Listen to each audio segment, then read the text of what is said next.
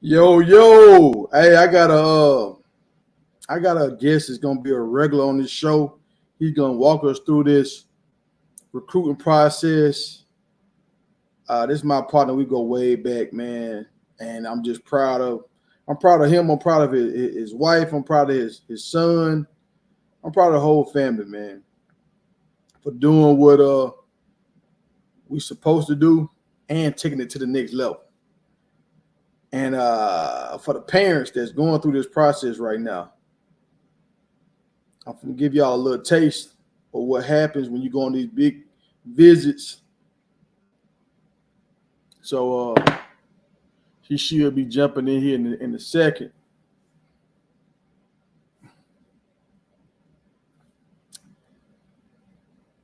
This is his first time getting on StreamYard, so I'm walking these guys through this.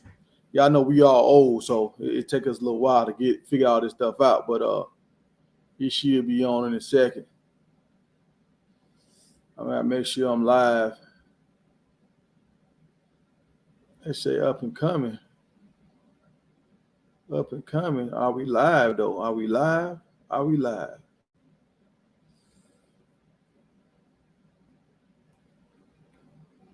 Live streaming.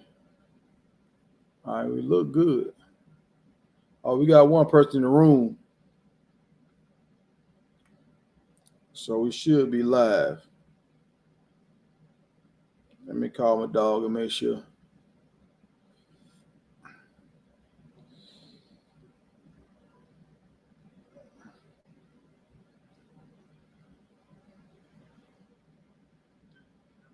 Yeah.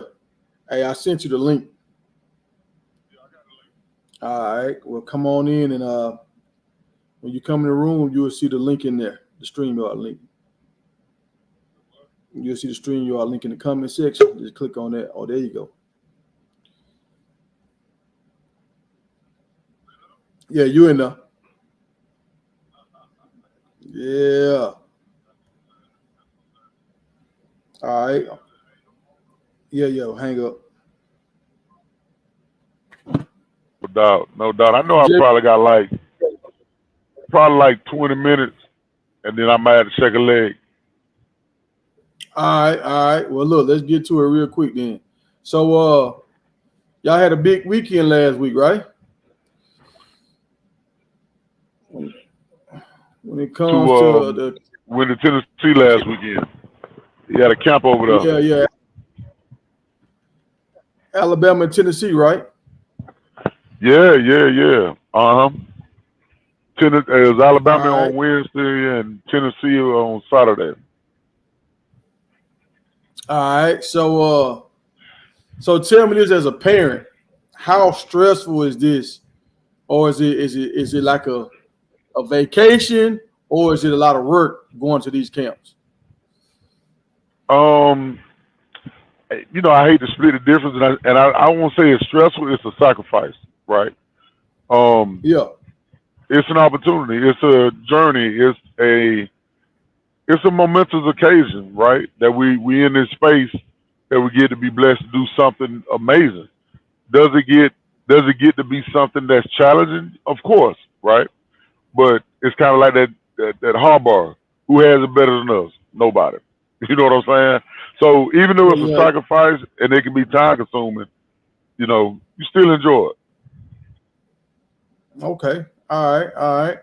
So it's a little bit of both. It's some work because you got to be there at a certain time. Y'all got to get up early. Man, that's just a part of it, bro.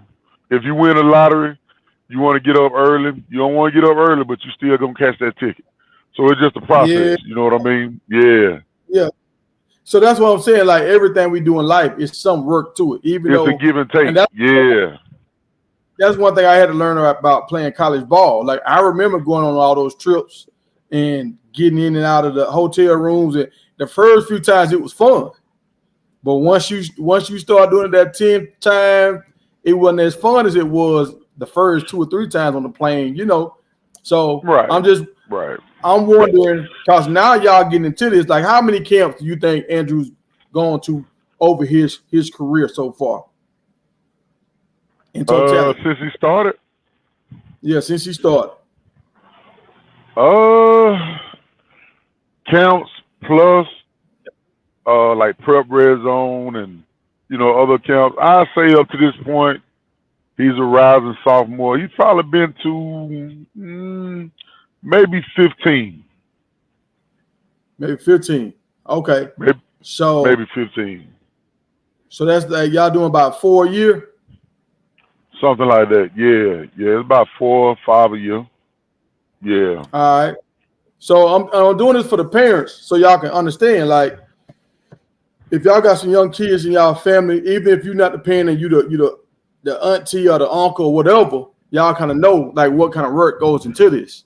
And if you want your kid to be rated higher, and just because you go to the camps, and correct me if I'm wrong, JB, if you go to a camp, do you automatically get a star every year, or do you have to show and prove? Oh, you definitely got to show and prove. I think that's one of the biggest misconceptions, that I explain to some people when I talk about going camping, right?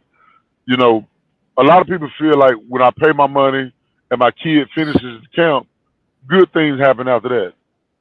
Well, attending the camp and competing in the camp are two completely different things. If your kid go to the camp, let's say if it's 300 campers, right, and there's 15 people in their position, and your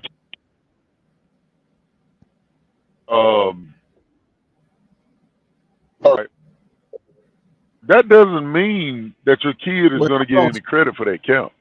Your kid needs to be number 200. Can you hear me? Yeah, I can hear you. Back it up. You said if it's 300 kids. Yeah, if it's 300 kids and your kid is like number 230, right? Mm-hmm. Can you hear me? Yeah, I can hear you. Yeah, go ahead. Yeah. So having said that, they need to be, kid 230 that just stood out amongst his position group, and in his position group, he need to be top 3. Right, or top 5. So you need to understand that it's a lot of work that comes in before you even go to camp. If your kid hadn't put in the work before they get to camp, don't take them to camp. Don't take them to camp. And when you say work, what kind of work? You talking about bag drills? You talking about catching drills, or just playing 7-on-7? No, I'm talking about position specific. If your kid is a lineman, they need to be doing lineman drills. They need to have some type of momentum in their high school game, in their middle school game, and you should at that point be able to grade your child based off of either what coach is saying, their statistical output. There should be something that's setting your kid apart from everybody else. And if you had to start seeing your kid being separated from the pack, don't start going to camp yet. You want to get to the point where your kid is separated. Either he's bigger than everybody else, either he's faster than everyone else, or he's a combination of both. Or he has amazing skill set that'll set himself apart from other kids that may be at a camp. Okay. And when you say skill sets, you mean like if your son is a long snapper, if he can snap the ball real far with a tight sparrow, or if they're a wide receiver, they can run good routes, or they can catch exceptionally well. You mean stuff like that? Absolutely. If you're a receiver, you should be able to run quality routes and be able to catch. You got to be able to catch, right? Mm-hmm. Yeah. And if you're a running back, you should be able to go through cone drill, bag drill, catch, be able to understand how to speed up, slow down, start and stop. Because if you don't know some of the basics to being a good player, by the time you get to camp, because when you get to camp, you're around good players. You want to show why I'm better than them, or I can be elite. You know what I mean? If you don't feel like you can be a great player or elite, don't go to camp.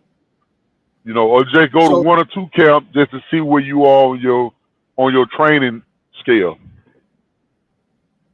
So your first camp y'all went to last week was at Alabama, right? It was Alabama, correct. It was last Wednesday. Okay, so are the camps pretty much ran the same, or do different schools have their own different things that they do that's different from other schools? Oh yeah, different camps look at different things. Like, don't get me wrong, there are things that's going to be the same, like skill tests, for instance. You know, running a 40, doing a broad jump, doing a 3-cone, doing a 3-cone, like doing a shuttle. You know what I mean? 20-yard shuttle, like things like that. They're gonna pretty much be consistent across the board because you're gonna have different stations. Now, once you get past that, every school is gonna have, you know, just a little bit of a kink and something that they do specific to their university. Okay. So I see this guy Andrew's taking the picture with right here. So is this like just a position coach? Is this a guide, or who is this guy? Nah, that's a position coach. That's his running back coach. His name is Robert Gillespie. He played at the University of Florida, actually. You remember our teammate Jimmy Watkins? Yes. Jimmy Watkins was in mini camp with him back in 2001. When 2002, when Steve Spurrier went to Washington Redskins. Robert Gillespie was one of the running backs back then. He and our generation. But he's okay. He's the running back coach over at Alabama, man. Really good guy. All right. I heard that name before, so that may be how I remember it, because he was playing ball at the same time we were playing ball. Absolutely. Yeah. He was a nice running back, man, over there at Florida with Spurrier. That was Spurrier last year at Florida. So how did it turn out at Alabama? Did you think he did good at Alabama? Based off my wife, right? She actually took that trip. I didn't go on that one, but based off what he said and what she was telling me, he did exceptionally well at Alabama. You know, he ran a nice 40, ran a 4.5 over there. Cone drill was nice. The ball didn't touch the ground. His one-on-ones with the linebackers and things went well. They did a blocking drill. When you say ball didn't touch ground, you mean when they threw him the ball, he caught every pass? He caught every pass, correct. Yeah. Oh, all right. Oh, yeah. And they did like a pass rushing drill where the defenders, they couldn't bull rush, you know, and he was doing a blocking drill, and he did very well with that. I'm not going to say, you know, he was the best, but I can definitely with confidence say he was one of the best. So when you go to camps like this, can they offer you at these camps, or do they just see you and then they'll get back with you down the line? Most definitely. You know what I mean? This actual camp was an invitational camp, right? As a prospect. He was an invitation as a prospect. So they did have an open run camp, right? Where they had an open camp. I think they may have had about 230 kids there. But if you were invitation, if you got an invite to it, they may be about 15 to 25 players out of all those guys that they do a lot of the same stuff. Then they'll pull that group of guys aside and work them out, not necessarily individually, but they'll work them out specifically. You know what I'm saying? So it may be, if it's 15 running backs, they might get these 3 that they're looking at as prospect and work them out separately with the running back coach. You get what I'm saying? Okay, so they can get a better look at them. So they can get a more quality look. And if they find, if what they're looking for, you fit the bill, they'll get what Andrew got, because he actually got an offer at the end of that camp experience. Oh, really? He did. Yeah, he did. I didn't tell you about that one. Yeah. So hold on. So they coming in too fast now. So hold on. The first one was Georgia, and then then it was UAB. UAB and Arkansas came around the same time. That was last year, right? Okay, all right. So this was last year. Look. This is freshman year when he getting these offers. Eighth grade. Eighth grade year, eighth grade summer, going into his freshman year. Right. All right, and like I say, y'all, this guy has put in a lot of work, and he just wanted it. And what made me want to do this video, once I seen Juju Lewis' father talking about certain things, talking about some of the same, some of the same stories I heard JB say about his son.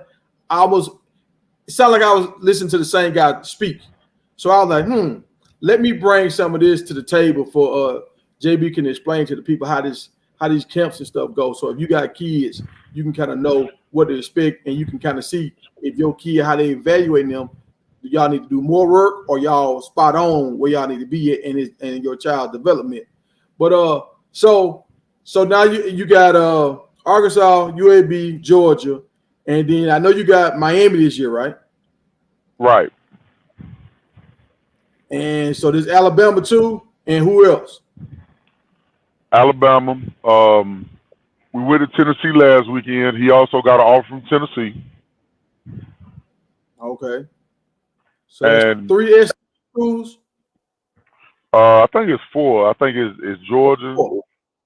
It's Georgia, Arkansas, Alabama, Tennessee, and he got one for Oklahoma as well. Oh, I forgot about Oklahoma because, you told me about the running back.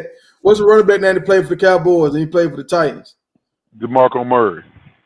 Yeah, so DeMarco Murray, this same guy I'm showing right here, Alabama, he kind of has that same role over there at Oklahoma? Absolutely. Right. He played at Oklahoma, had a stint in the NFL, and now he's the running back coach over at Oklahoma right now. Yeah. Mm-hmm. Okay. So tell me more about the visit to Tennessee. So I see a picture right here with Andrew standing in front of the dog. So did y'all do the same thing? Did y'all go around the stadium and all that kind of stuff? Do y'all do the same thing at Alabama, or did they show y'all more stuff at Tennessee? Because I don't see any pictures at Alabama outside of the drills. Right. Well, Alabama, like I say, it was a little bit different of a camp, right? Alabama, like I told you, it was an open run camp, right? And you had some invites there, and they pull them to the side. Well, at this specific camp right here at Tennessee, it was a invitation only. So you didn't have, an extra 180 or 200 kids. There was only about 60 kids, 50 to 60 kids. And so they got time to perform stuff. Absolutely. The whole camp was designated just for the kids that they wanted to see, because they only had like 3 linebackers, 6 running backs, maybe about, maybe 12 linemen, offense and defensive linemen. You know what I mean? So it was specific based off of, who they were really looking for and what they were looking at. Okay. And like you say, you got to see more at this Tennessee camp, for the simple fact of you can do more with less numbers, right? So it created a different feel. You know what I mean? Not to say that one was better than the other one. It was just different. You know what I mean? I got you. You can get, it's kind of like a smaller classroom. So if you got a smaller classroom, the teacher can give each student more time. So more attention. Exactly. I understand. Yeah. Right. So with this right here, so this is a pass, like an event pass or something. You need to wear this around his neck or something. Yeah, that's for that's the family, man. Myself, my wife, and my son. Andrew. He had a pass as well, but that's his graduating class, the class of 27. Oh, that's why they got the 27 on there. Okay, I was wondering why. I didn't know if he was number 27. Okay, it makes sense. All right. Okay. And I see y'all got some pictures inside the stadium. Is the stadium really that big once you get inside of it? The stadium is bigger than you would imagine. Like you go to some stadiums and it has holes in it. Yeah. Tennessee is full all the way around. The way you see it on that end, it's the same way on the other end. And the sides are exact same. It's a bowl, and it goes straight up. That is a big stadium, man. Oh. Yeah, it's one of the biggest stadiums in the SEC between them and LSU, I think, something like that. Look, I've been there one time before, and I remember looking up, and I almost hurt my neck looking up, just trying to see the top of the stadium. I was on the outside. I wasn't inside. I was on the outside, and I was just looking up like, God, dang, I had to step back a little bit to be able to see the top of the. It's nice. It's nice. It's nice. And like I say, I can't speak for Alabama. You know, at some point, God willing, you know, I have the opportunity to go over to Alabama. We'll get to see. but as for that, you know, right there in that picture, that's Coach Sims. That's a running back coach over there, right? He played at West Carolina, and he actually coached up on the Coach Satterfield. He came out of Cincinnati. Okay, all right. Yeah, so it was some common ground there. He was my running back coach at Appalachia, but you know, it was a cool field. You know, they got state of the art this. They got you know, they're doing a lot of construction. They got a lot of things coming. So, you know, like I said, a part of what they already are, you can already see how things are going to get even more lavish, man. It's an amazing place to be. I can't take any credit away from them. Now, I couldn't get the video, but I got some pictures, and I seen this drill right here. I see Andrews going through these bags, and he's finishing the drill. When I see the other player that started at the same time as him is still like coming off the last bag.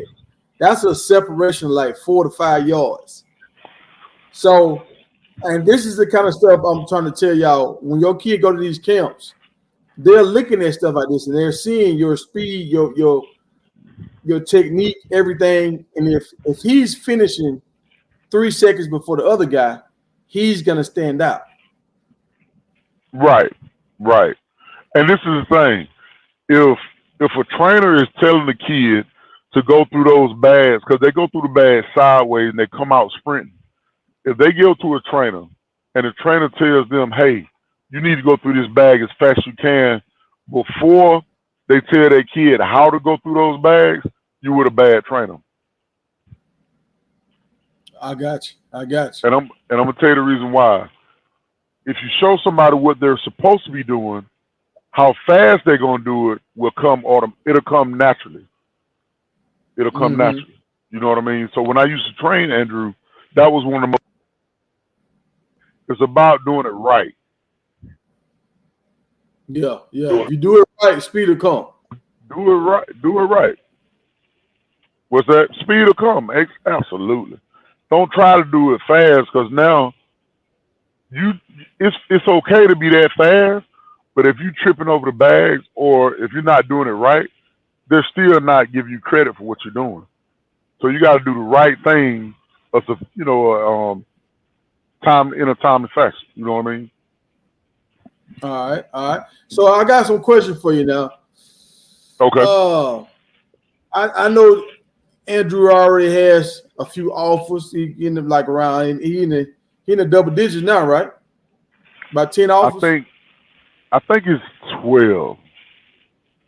All right. So, but I haven't heard you say a few schools, so I want to throw some schools out to you, and just to see what you get back. Because I know back in the day you was a big time Reggie Bush fan, and you loved USC. So what if Lincoln Riley end up calling? Yeah. I mean, listen, man. If Lincoln Riley end up calling, you know, that'll be an amazing thing. That means that his bandwidth has stretched to the West Coast. You know, you can't get any further west than California. So that's an amazing thing, man. I would be so happy for him. It's not that I'm gonna be happier than Alabama, Georgia, Tennessee, but it'll be just a true testament to the work that we put in, that someone over on that side of the world would look over here and say, "Hey, look at that kid." And the fact that it's USC will make it that much sweeter. Now, because that's a long ways. I mean, that's always gonna be a plane trip, and y'all got is you, your wife, and your younger son. That's a lot of tickets. So, would that kind of make you take a deep breath to think about that, or would you want to stay close in the SEC? Schools close by you, or it doesn't matter? What matters is what he wants to do, right? We're in full support of what he wants to do, right? If he says he want to go to Wyoming, USC, or San Jose State. You know, it's all about, you know what I'm saying, sacrifice. Like we open the show up, talk about stress and things of that nature. That'll just be the next thing, right? Do you get an apartment out there instead of, you know, buying flights all the time, right? Do we relocate out there with our youngest son that got 2 more years left in high school, or do we budget fly so we can fly different places? You know, all of that I got is in the conversation, but it's all about what he wants. okay. All right. So he go to another school. Now I remember when Andrew was a young kid. Okay. This was his favorite school, and I hear this coach is doing a great job with Notre Dame.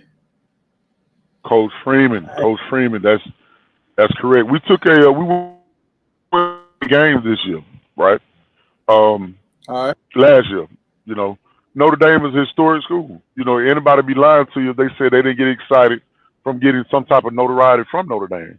You know, Notre Dame is somewhere that, you know, I think is a level of esteem, high is held in high regard and high esteem. And Coach Freeman, you know, I think he's doing a great man in the path to be great football player. You know, to earn an offer from Notre Dame, of course, just like, you know, most of our other offers, it'll be a feather in the cap, man. It'll be a serious head nod. Yeah, that would be one. I can't lie. Yeah. That'll be like, wow, like that's what's up.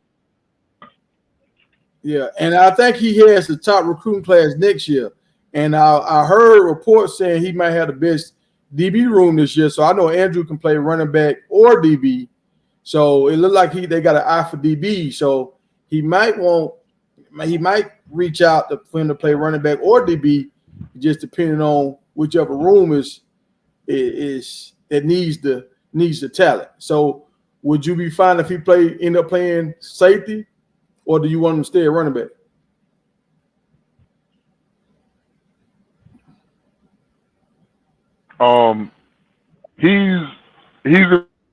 He can play either or, right? On a high level if need be, right? I want him to be able to play the position that's more comfortable for what he wants to do. You know what I mean? If he feel like, you know, over the next 3 years, because we got 3 years, right? We got 3 seasons of high school. He's just an upcoming sophomore. So if in these 3 years he gets to his senior year and say, hey, Dad, I'm done with running back, I want to play safety, well, you got to reevaluate the offers. Hey, you know, are you guys interested in him playing safety? And if not, you know, you have to reevaluate the schools that want him at safety, you know, versus running back. So, you know, it's all about the next 3 years and what he'll develop into and what he wants to do. All right. So I got one more for you. So this is a new head coach, Coach Dale McGee. He was Georgia's coach for a long time, and so I know he got an offer from Georgia. So when he got that offer from Georgia, Coach Dale was actually the running back coach at Georgia. So correct. If Coach Dale gives him an offer, now he's the head coach. I feel like they're gonna run the ball a lot at Georgia State. That's a school that's in state, so y'all don't have to do a lot of traveling. That's an easy, maybe like an hour, 2 hour drive, depending on where y'all at. Would that be interesting? Because if you with the transfer portal, they said you can always transfer. As of right now, they can transfer as many times as they want right now, right? So what if he goes to Georgia State, performs on a high level as a freshman, and then transfer out and go somewhere else? Or you want him to just go to whatever school you want to go to and stay there them 4 years or 3 years? And how would you look at that? Well, like I say, first of all, it's all about. I ain't gonna say it's all about. You know what I mean? But the majority of the weight lands on the shoulders of my son, right? If Andrew, you know, looks at Georgia State as somewhere he feels that can invest in him, that can get the best out of his ability, while at the same time have the best college experience that he feel like he need to have and he wants to have. You know, Georgia State feels like home. You know, regardless of the transfer, like we're not focused on the transfer portal as much as we are focused on a home for him for the next 3 to 4 years, right? So Coach McGee definitely has you know, he has an iron in the fire, right? He was the first person they gave Andrew an offer. You know, yes, he was at University of Georgia, which that makes a difference. While at the same time, his resume is still, you know, unblemished with the guys that he's put into the NFL. You know, Georgia State is Mhm. a lot different than University of Georgia, while at the same time, Dale McGee is still the same person. So, you know, I Exactly. would say he has just as much right as anybody else when it comes to developing talent and trying to put it on showcase. It's just about what kind of team can he build around, not just Andrew, but university, so they can get the wins that have his players in a notable situation. And that's why I brought both of these coaches up, Right. Dale McGee and Lincoln Riley, because Lincoln Riley, you know, he's known to develop quarterbacks, not Correct. necessarily running backs. But we know Right. Dale McGee, he's been developing running backs for the last 10 years, probably more than that, longer than that. So it's just like if he's playing running back, that's a decision you got to make. Sometimes the school is not necessarily the big name school, it's about the coach and what offense And he's going to run. development. Absolutely. But Absolutely. look, I know you're a busy man. I know you can't stay on here forever, but I want to steal a few minutes of your time. Do you have anything else to add? I mean, I don't really have much else, man. I'm just glad I got the opportunity to get on here with you, man. You know, I love your momentum. You know, ever since you took a step back and said I'm going to commit to this, you've really been putting out a lot of content. You know, I can see you getting better and better. Your quality, your questions, your you know, just your aptitude and what you're doing. You're being more specific, better questions. I don't want to say better, but the difference is you're more in depth. I can tell that everything is getting better, is onward and upward.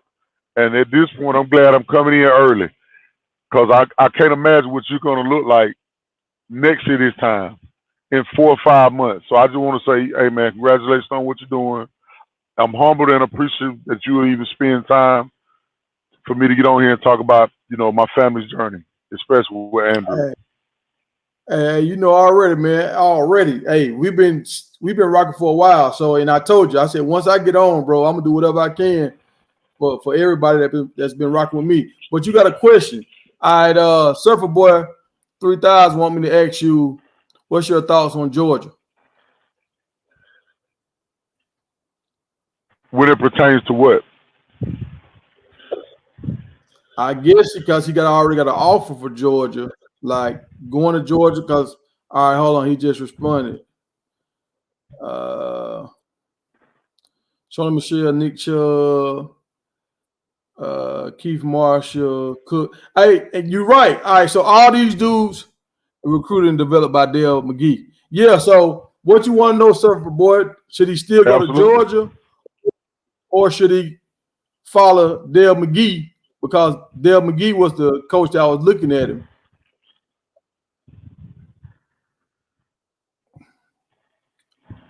Let's see. He just responded again. Are there a family atmosphere in Georgia like we always hear about from recruits? Is there like a real family atmosphere there?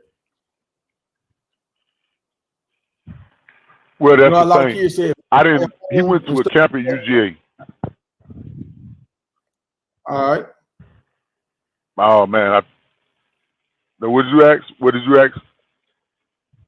I said, you know, a lot of recruits they say, man, it just felt like home. It felt like the place to be. I had to Right. recruit. I mean, I had to commit because it just felt like home. Yeah. So, how do we feel about it? Well, for one, we had been on an OV official visit, right? Last year was his first time going to UGA as far as you know, a prospect. You know, he went to camp there and he enjoyed it. My wife took him again. You know, I work a good bit. I do drive trucks. Right now I'm in the car headed home. But yeah, I mean they enjoyed the experience. They enjoyed, you know, the workout. He got to meet Coach Smart. Um, Garrison was there. You know, so the environment was loose, it was comfortable. And you know, as far as feeling like family. He didn't get an opportunity to go on like any type of, I guess get shown around. You know what I mean? But the conversation was cool. The understandings of what their bottom line is was definitely on display. They communicate well. So, Georgia is definitely a viable place, especially when, that's one of, we're in Georgia. We're here, right?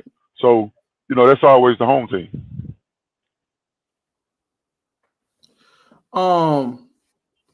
So you think Georgia, because I know he's going to be going to school at what's the school called? Port-au-Prince?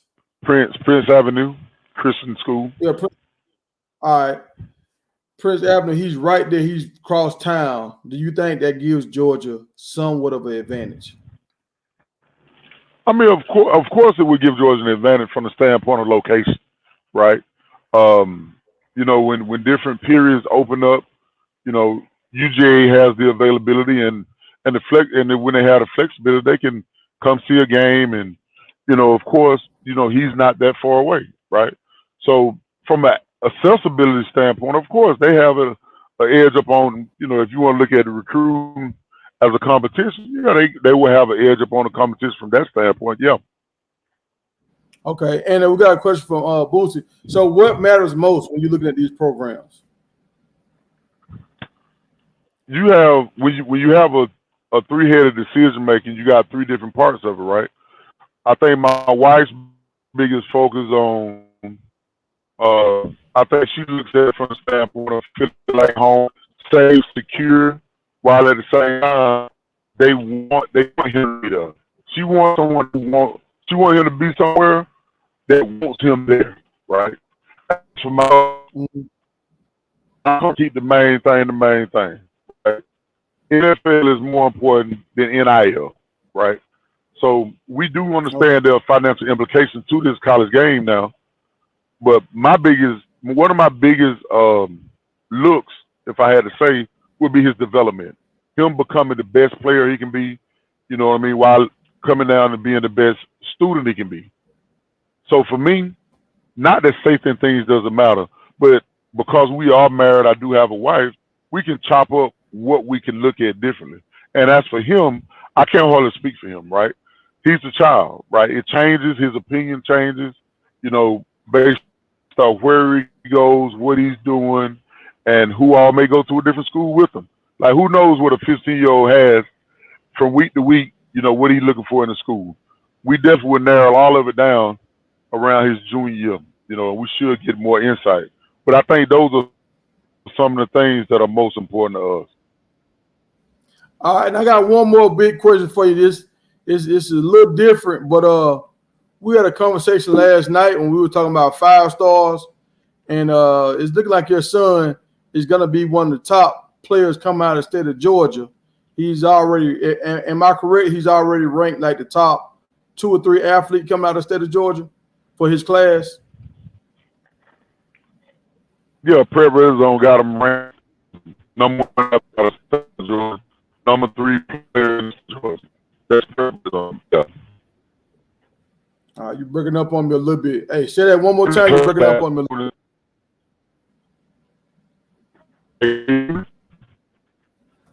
You breaking up. You traveling. Yeah, you breaking up now on me. Hey, well, look. Hey, we'll pick this up again. Yeah, it sounds like you might be getting out the city now or something. Yeah. Hey, we're gonna cut it right there, JB. All right. Hold on. I got you back now. He out of there. He out of here, y'all. So look, we're gonna get to the question about the 5 star because his son might be a 5 star, and I wanted to get his take on that to see how he felt about 5 stars, 3 stars, 4 stars. But hey, maybe next time we can get that question answered. But yeah, Surfer Boy, if you're in the Athens area, you might want to go check this kid out. He just transferred to Prince Avenue, and him and that quarterback, they played together. All right, hold on, JB back up. Yeah, what's JB. going on, man? Yeah, can you hear me? All right. Yeah, I can hear you now. Okay. So look, I got a question for you. So we had a conversation about 5 stars last night, and do they make a difference like in and teams being able to compete and win a championship and stuff like that. And we also talked about them going into the draft and do they have a higher rate of getting drafted than 4 and 3 stars, whatever. So what's your take on a 5-star? Why does a 5-star become ranked a 5-star compared to just another kid that's good over here that had a 1,000-yard season, and then you might have a 5-star that has a 1,200-yard season where he's a 5-star and the other guy might be a 3-star? Right. Well, my opinion, can you hear me? Yeah, I can hear you. Okay, my opinion is that I think it has a lot to do with access and exposure, right? And it has a lot to do with intangibles, right? Your ability to not just play the game.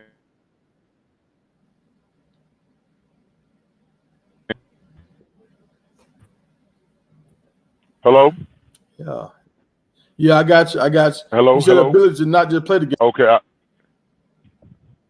Right. Your ability not just to play the game, right, but to be able to process the game, right? To be able to balance, right? 5-star, we oftentimes just refer to it as a football thing, but it's more of a student athlete type of situation, wherein the grades have to match the aptitude, have to match the conduct, have to match the size, the speed, the statistical gameplay. Like there's a few things that has to come together that creates that pot of a 4 or 5-star. It's not just he did exceptional on the field. Because let's use an example. If you got a kid that's about 5'11" and he has 25 sacks in one season, right? He's 5'11", he plays defensive end, and he's 205 pounds. He had 25 sacks, okay? And he's a junior. You got another kid over here that's 6'5", right? 240 pounds, and he had 16 sacks.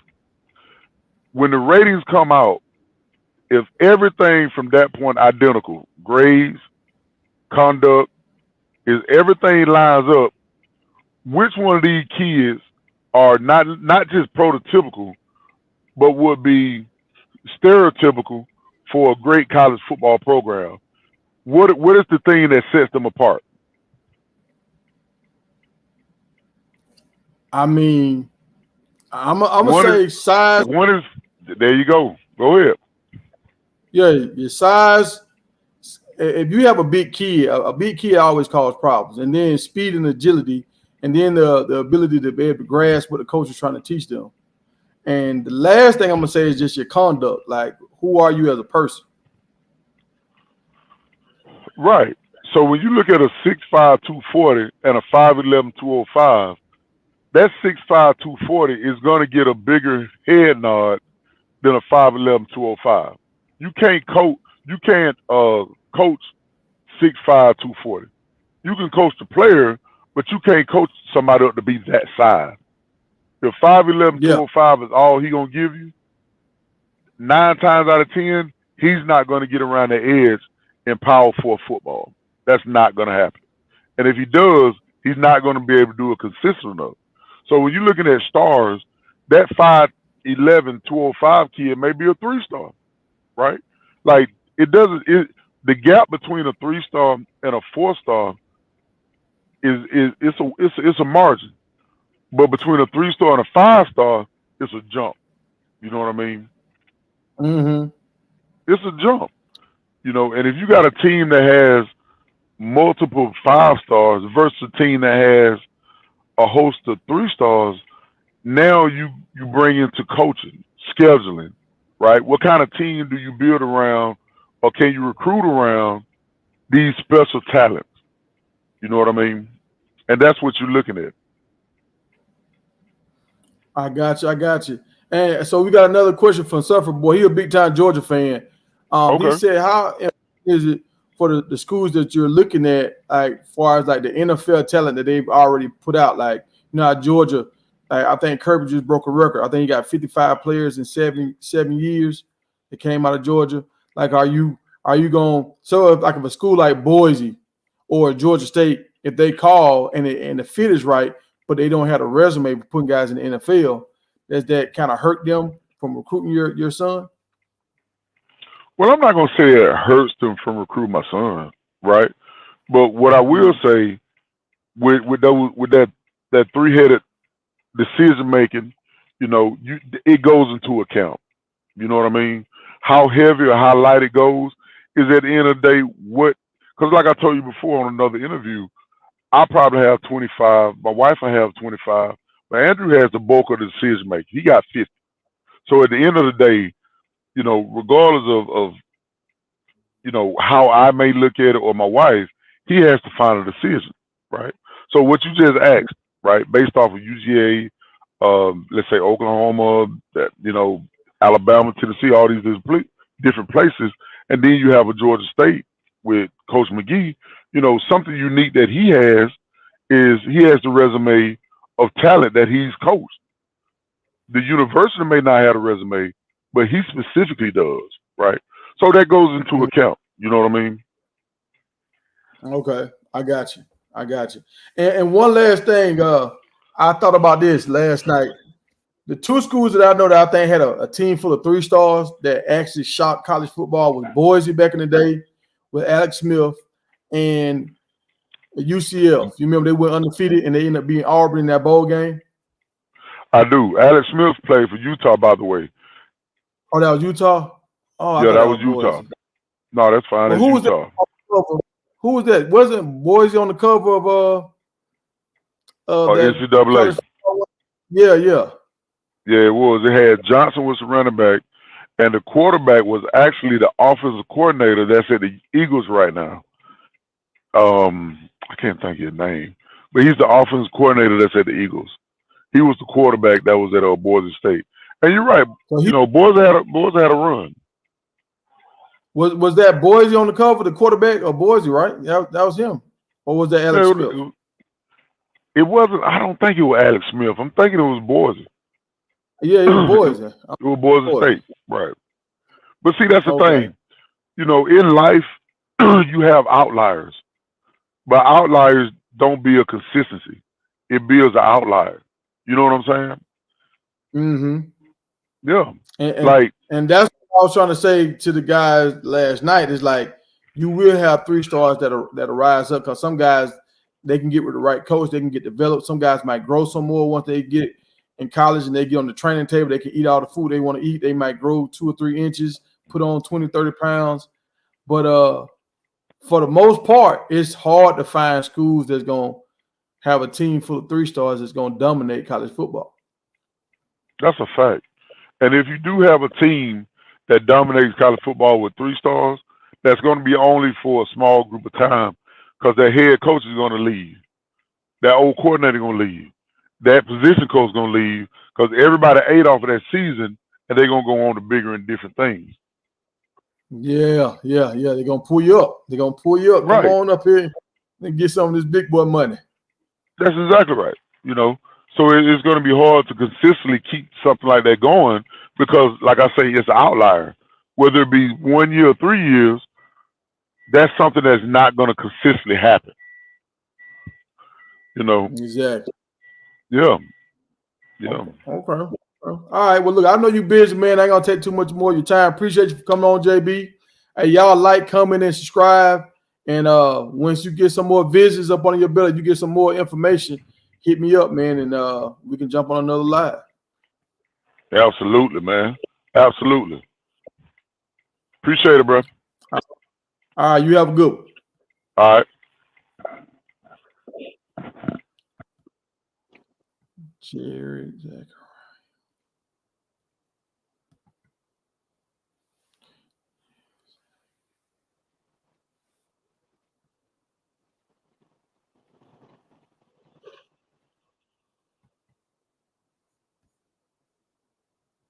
Hey, appreciate you, Bootsy. Great interview. Thank you for the insight. Congrats to your son. He has a great future.